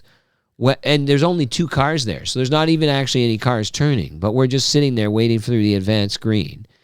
And then you proceed to the other side of the intersection where the stop is, and then when you stop at that stop, the doors remain open for 30 seconds, whether or not a single person gets off, not a single person gets on. It's not like the subway where like the doors are only open for 5 seconds if there's nobody there. Right. It's not like a streetcar that doesn't even open the doors if there's nobody there. Right. It's like the doors are open for 30 seconds and then they close the doors and then we sit for, I timed it on my stopwatch at 1 because I was so astounded, 1 minute and 10 seconds at the stop, not moving after the doors have closed, and then we start cruising again at a comfortable 20 kilometers an hour or less. I bike faster than that. And so yeah, it was ridiculous. So if they were testing stuff and working out kinks in the software and all of that, and they can actually get the cruising speed up a little bit, that will be one thing. City Council and the TTC both took dramatic action, and this might wind up being the silver lining of it, right? To demand proper signal priority, not just for the Finch LRT, but for all the downtown streetcars too, which that proper signal priority would mean that they can hold green lights so that they can get through them. They don't have to stop, or they can advance quicken the cycle so that they're not waiting at a red light as long. And it would also reverse the left turning priority so that the left turns would get their green arrow after the streetcars have gone through, not before, right? Right. And so the combination of those things, let's wait in 6 months and reevaluate the Finch LRT, or more importantly, too, let's see how the Eglinton Crosstown rolls out. Because if that Eglinton Crosstown operates at anything like the speed of the Finch LRT, that's a much bigger scandal, right? Because that's a much bigger, more important crosstown transportation line. You know, there are people inside the TTC who can say the Finch West LRT is mostly a neighborhood transit service, right? It's like a local bus run. That's why it has an astounding 19 stops in like 10 kilometers, right? Is because like, how come I could throw a football further than the 2 stops here? Like, well, how come? Right. Well, because there are senior citizens who need to get off right in front of the church there or whatever, right? Like, it's like every block there's a stop. I think that was a mistake, but they made that mistake anyway. Eglinton's not like that, right? Eglinton may still have too many stops, but most of it is underground. And if the above ground portion keeps the entire line running at like an average speed of 15 kilometers an hour or something, rather than traveling at a subway-like speed, we've sunk a lot more money and a lot more of our transit future into that. But, sorry, this is supposed to be a rapid fire round. Well, I kind of want to slide in. silver lining to this might be if they can fix Finch so that it runs at a reasonable pace. Right. Then they also have used that example to overcome the idiotic inborn objections of the transportation department to properly running the streetcar service, which should be the jewel of our downtown transit network, and instead has become a bit of an embarrassment over the last 10 years. It will almost have been worth it if we get all of our rail service moving fast. And if I was running for mayor this year, that would be one of my key slogans. Like Mondami in New York said, the buses will be fast and free. And I would just say the street railway is going to go fast, right? Streetcars go fast. Are you, Ed Keenan, prepared on this Toronto Mike award-winning podcast? Are you ready to declare you're running for mayor in 2026? I am not. I busted Brad Bradford's chops. I am not even considering it, right? I will not run if nominated. I will not serve if elected. Right. Okay, now here's a question that came in from Milan. So Milan writes in, this is tied into what you just said. From Italy or just from somebody named that? Just somebody named Milan. Oh, no, okay. not the city. I've been to Milan, Italy, believe it or not. Yeah. But this is not the city. This is a man. The Eglinton LRT, can we expect Doug Ford to tie it to the upcoming municipal election? I have already seen online posts blaming Mayor Chow for both the Finch LRT signalization issue and for the ECLRT, rolls off the tongue, delays. Both are, of course, designed and built by Metrolinx. I just fear that there's some room for cheap political points in an election year. Yeah, I think it's a bit rich to blame City Hall for the opening rollout problems. I do think that there's some City Hall blame in as much as the TTC has been preparing for this transition. But the TTC was trying to do a lot of expectations management, partly because there's stuff they're saddled with from Metrolinx, which is a provincial agency that's built these things and signed the contracts for the maintenance and all of that. But I think the mayor starts to answer for what's happening in a few months anyway on Finch West. If we can't fix it, if the TTC can't get it fixed, we don't have good explanations of why it can't get fixed, I think you start to wear it at City Hall. But I think the timing of the opening and maybe the soft launch stuff, I give him a bit of a pass. The Eglinton Crosstown, should it ever open, we're hearing towards the end of this month, and but who knows? We keep hearing it's just like well, every time you come over, every tomorrow quarter. and tomorrow and tomorrow, and so assuming it opens before the next time I talk to you, it's a big assumption. I am now guessing that there's going to be some initial disappointment at the launch conditions similar to Finch West, just because a lot of this stuff about the schedule and the number of trains that would run and the average speed and how the signal lights are going to be timed was negotiated like a year or 2 years ago with Metrolinx, and Metrolinx have been running their testing under those conditions or whatever, right? Right. So hopefully they incorporate some of the lessons learned into the launch, but I still fully expect right now that for the first week it's open, when I go and ride it and you do and all the people across the city do, we're going to go, there's room for improvement. Do you want to ride it together? So again, is that a yes or no? I sure. Because you ignored my very legit question. You and I ride it together that opening day, and we can. We can even record on. That could be fun. That could be fun. Maybe we'll see what that opening day is. But doing a live podcast, we just ride it all day. I would do that. Do you remember in the 80s? Yeah. Okay, first of all, you remember at the CNE, there was the roller coaster was called the Chum Wildcat, and it was like the hosts of 1050 Chum, hit radio 1050 Chum, would always be promoting the Chum Wildcat. Anyhow, you probably don't remember. I'm trying to, because I worked there in 89, but you're talking earlier 80s. Yeah. So I'm talking when I was before when I ever top worked 40. there, when it was a top 40. Like so Mike Cooper's so we're there? talking What's going on there? Mike Cooper, I think it was Coop, once rode the Chum Wildcat for the entirety of. He sat there and the told year me all before, about it. Yes. The year before they did the guy was in the Ferris wheel for the whole fair, which is one thing because in the Ferris wheel carts, it's like a little private thing. The roller coaster is actually roller coastering. Right. Yeah. So, and then he would be sometimes on the air, like they'd put a mic up to him and he'd be talking. The mic to Mike Cooper, yeah. absolutely. So his pre-CFTR years. Yeah. We could ride it all day and all night for an entire week. No, I'm into it, man. And do podcasts the whole time. I'm into it. Hey, let me ask you another question here. I don't lightning round so well, do I? You know what? I said to myself, we got to get it down to 2 hours. But then I have this thought, like if it goes 2:15, what are they going to do? But I'm going to try to keep this 2 hours. So as a municipal election issue, the Eglinton Crosstown and the Finch West LRT, I think whether we start to see improvement and adaptation on them in the months after they launch is a bigger election issue than the problems with their launch. A question comes in for you, Ed Keenan. The uploading of the DVP and the Gardener. Is this a frozen issue or is it still happening? Oh, it's happening.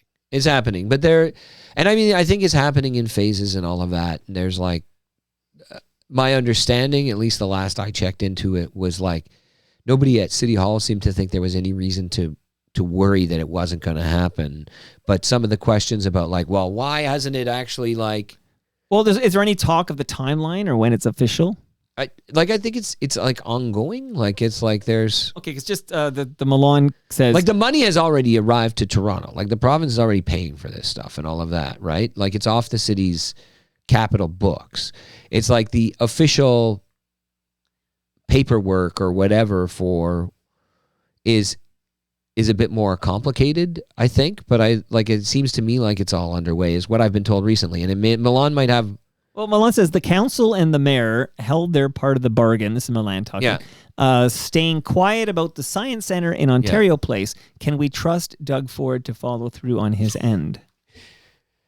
Mark it on your calendars that I said. I mean, like crap can always happen, but I have no reason to believe that the premier is trying to welch on this. Okay. Yeah. All right, good to hear. Now, I think the premier wants the Gardener and the DVP to be his. I think he doesn't want the city to be able to monkey with them, right? But I do think he would like a little more credit, like when the construction work's done and all of that. But he's like the highwayman, right? He's trying to build a tunnel under the 401. He's building a 410 extension, 403 extension. He's made the 407 East free. He might make the, like this guy, the highways are his thing. And so I think he likes... The man loves a car. He wants the Gardener and the DVP to be under his umbrella. And he's already shown us that unlike his days at City Hall, at the provincial government, price is no object. He's willing to run up the credit card endlessly. All right, so you're now comfortable, Ed Keenan, in our last 12, 13 minutes here, because do you know the name Lanrick Bennett Jr.? Does that name mean anything to you? I can jog your memory. Should it? Well, if you're dialed into like cycling in this city, so he was the bicycle mayor of Toronto, which is no one votes for this, I don't think. I don't remember going to the polls. Cargo trailer that said like the bicycle mailer and stuff maybe, like that? But he's an advocate for cycling in this city, and if you're kind of in that world as a cyclist, I very likely have encountered him, but even with the description, the name is not still. Even with it is like a name like Lanrick Bennett Jr., which has some heft to it. Really, I feel like I should remember Lanrick. Right. Yeah. I like the name. Because it's either a Game of Thrones character or... Right. Just like Lannister, I think. So Lanrick Bennett Jr. does, much like Brad Bradford, Lanrick Bennett Jr. comes out to TMLX events. We got to get Ed Keenan to a TMLX event in 2026. Maybe one at Great Lakes Brewery. I'll see what I can do. I'll get you some Polo Foster there. So he sent me this today. So I'm trying to do this proper, which is read what he responds to. Like a journalist named Keith Bonnell. Okay? Yeah. I'll admit it. When the Toronto Star asked readers to vote for one way to improve our city, I thought they might be drawn toward the whimsical or the lighthearted. Maybe a gondola. Like, that's not whimsical. I want a gondola. That's me talking now. I'm going back to Keith here. Maybe a party. But what Star columnist Ed Keenan got instead was a reminder that people care about the health of their community and the well-being of others. The winner of our One Great Idea project, part of a year-running Toronto the Better series. and unveiled today is a meaningful and perhaps achievable way to help some of the most vulnerable. So there's a link to this. It's a very positive post. That was very positive. Yeah. From Keith Bonnell. From Keith, who's like not a disinterested observer. He is a city editor at the Toronto Star. Okay. And Lanrick Jr., it's funny. I know him as Lanrick Bennett Jr. I know this man, I think, fairly well. I've gone on bike rides with him. I like him very much. But he on social media, he goes by Lanrick Jr. Bennett. So I'm not sure what to say about that. Like, I'm not sure. I'm sure I've asked him this in the past, and I know he's listening right now. So I need a refresher on why is it inverted Why there. is the Okay. junior is like his middle name? Yeah. We need the, I think he told me and I forget. Okay, so this is Lanrick, and he sent this to me today to share with you, so he knows this is going down. And it's not too uncomfortable because it's all fair stuff. That's fine. I so want to give Ed Keenan and the Toronto Star kudos for providing spaces for these great ideas. But when you have number 5, transform select bike paths, ravine trails, and side streets into linked skating routes in an iceway network. Someone named Jeremy Nelson, unquote. I'm shaking my head. Forget about our need to hit transform TO numbers to elevate Vision Zero to have an idea that purposely places vulnerable road users in more danger by removing infrastructure that is built not just for people riding bikes, but for those who use mobility devices. It loses all credibility. It's too bad. This thought project, for sure, would have been something I'd bring forward to students I collaborate with. Now, it's just an example of clickbait. Frustrating. Did I do a good job reading Sounds the like he's fun at parties, this Landrick. Well, I want to get you guys to the same party. No, that's the most sanctimonious bullshit fucking thing I've ever heard, right? No, I mean, Landrick may have a disability that prevents him from understanding like humor or whimsy or anything like that. And so I don't want to pick on people who have that kind of condition, like those people who can't detect sarcasm or irony or anything like that. Sure. Some random reader suggested the Iceway Network. It was included in the long list almost because it's so silly. Many people voted against it. It ranked where it ranked in the voting. Number 5. The readers, yeah. But it also, if we had put a list of the things that had the most votes against, it was in the top 5 of that too, right? I think it actually ranked like, what? Number 5? Yeah, okay. So anyhow, but like learn to take a joke, Landrick. Like you just think it went over his head. Like that Yeah. it's like, you know, you're right. Some people, I mean, obviously Landrick there is thinking of like, or not Landrick, the person who suggested the Iceway Network is thinking Jeremy. of the canal system in Ottawa, right? Where you can bike all over the place. And so... Wait, do you mean bike or skate? Skate, sorry. The Rideau Canal. Yeah. So he's saying in the winter, side streets, sidewalks, bike lanes, let's just turn it all into a skating network. It's kind of a fun idea to think about. Right. Cyclists can use ice skates too. I hate to say those vulnerable road I've done users it. are allowed to ice skate too, right? So are motorists.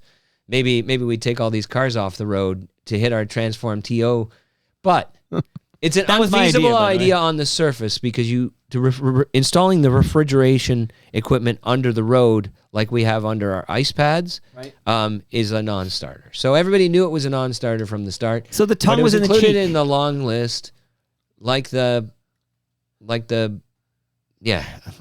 of things. I don't know if the person who suggested it, tongue was in their cheek, and I don't know if the people who voted for it, tongue was in their cheek, but like I think the initial idea there too was that there would be like a downtown pilot project for the area around the Bentway that would specifically be like a mega linked path. Yeah. Not so you could commute to work. Isn't that happening? But so that you could get around, and we have some version of that happening. But like really though, Landrick may well be a very nice guy, but that message is the kind of thing where I get it and I go, oh no, somebody from Cloud Cuckoo Land has sent me a hectoring, sanctimonious, off-topic message that makes me understand that they don't even understand the point of this, right? As an opinion columnist and an opinionated guy, I did include a bunch of ideas in there that I think would be actually like actively bad for the city, like new highways and stuff. I actually just think these won't work. But I included them in there because I thought if readers want to vote on this, they can vote on this, right? And they did. And what I was impressed by was that our actual medal podium finishers, I think having more public bathrooms is really actually something the city should definitely be doing, right? Yeah. I think that kiosks in parks is not just achievable, but like quickly achievable, like allowing people to sell, like have little coffee stands and stuff like that in not just the big fiascos like at the beach and at High Park where you get into a 20-year contract, but like little things in little neighborhood parks. Put a few chairs out and have an espresso bar. Sure, let's do it, right? And then the winning one, which I was really impressed why, because it's actually kind of a hard, it's not a sloganeering thing, right? It's about how to provide better mental health care for people in conditions of psychosis within the shelter system without institutionalizing them in hospitals, possibly against their will or possibly where they resist it. And it's a pilot project that's already been proven in Montreal. So the voters actually came through, and it wasn't close. Those were the top three by a fair margin over everything else. So yeah, the Iceway Network, though, it would have needed some more time at the workshop if it was ever going to actually turn into a legitimate idea. But yeah, it never occurred to me that it would really piss people off like that. Now, Lanrick, who, again, and I love that we can have this conversation because I think Lanrick's probably listening. He kind of whatever. Right. And and again, I can speak with great authority that you're both caring, compassionate, smart people who live in the same city. Yeah. And presumably we're both people who are like fierce and vocal advocates for a bigger, wider, expanded, protected bike network. Yes. He probably uses it more often than me, but I'm a regular 3-season user of the bike network. So I think we're on the same side of it, but somehow, like, any suggestion that anybody would have any fun that would come at the expense of a single 500-meter stretch of bike lanes that are buried in snow really tips them off and prejudices them against the whole months-long project with hundreds of suggestions from readers. It's like, good for you for sticking to your guns, Landrick. Yeah, good for you. I'm glad we can have this dialogue because what I will say as a guy who's a Strava friend of Landrick is that there'll be a day, like maybe last week, or this week, I guess. We just got back to school, right? This week there might be a snowy day. I will be biking at 8 a.m. with my 9-year-old daughter, and we bike to school. And then I'll go for a longer ride after we drop her off. I'll do like 10, 15K or whatever, just to get the morning started. And I'll post it to Strava, because I put all my rides on Strava. And I'll see, Lanrick was also out doing a similar thing on his e-bike. Not that I have any judgments. No judgments there. No E on mine. But I think Lanrick and we maybe suffer from the same idea, which is when it's snowy and cold, a lot of people think all the sane cyclists have like you are 3-season cyclists. But we're still out there. Like I'm still. If I got a concert downtown, I'm going to bike there tomorrow. The statistics about bike share usage in the winter months is actually surprising to most people. Surprisingly high. Everyone but me and Lanrick. Or two, so. Yeah. Okay, much love to Lanrick, much love to Brad Bradford, and much love to the Toronto Stars, Ed Keenan. I know we took an hour off the top, although we did some traders talk very quickly. Right, that's true. There was a lot of heavy because I'm feeling it. And I've got some homework now. I got to watch the Traders UK Celebrity. Leslie Taylor on the live stream is also letting you know that it's apparently spectacular. All right. Looking forward to it then. That's a great endorsement. But I can't wait till, I guess you're going to be back in early April, probably the first Thursday of April, and we'll see in this rapidly changing, crazy world in an election year municipally, and who knows what's going on in that fascist dictatorship we were talking about, a lot's going to change, and at least you'll be here for a couple hours and we could talk it out. Sounds good. So thank you for doing this. Yeah, absolutely. Thank you for having me, as always. And don't forget your lasagna on the way out here. I will not. Photo. I would not be forgiven at home if I did. And that brings us to the end of our 1,831st show. Go to torontomike.com for all your Toronto Mike needs. Consider becoming a patron at patreon.com/torontomike. And much love to all who made this possible. Again, that is Great Lakes Brewery, Ed's got his fresh craft beer here from GLB. Palma Pasta, he's going to have his lasagna from palmapasta.com. Nick Ienes, I'll see you tomorrow, Nick. We'll record a new episode of Building Toronto Skyline. RecycleMyElectronics.ca, who have re-upped for 2026. Much love to the good people at EPRA. And Ridley Funeral Home, pillars of this community since 1921. See you all Monday. This is going to be interesting, Ed. In the basement together, meeting for the first time. Supriya Dwivedi and Rashmi Nair. Two women who were on AM Talk Radio recently and both decided it was too toxic. I need to get out of here. So Supriya, Rashmi, together here in the basement, Monday. See you all then.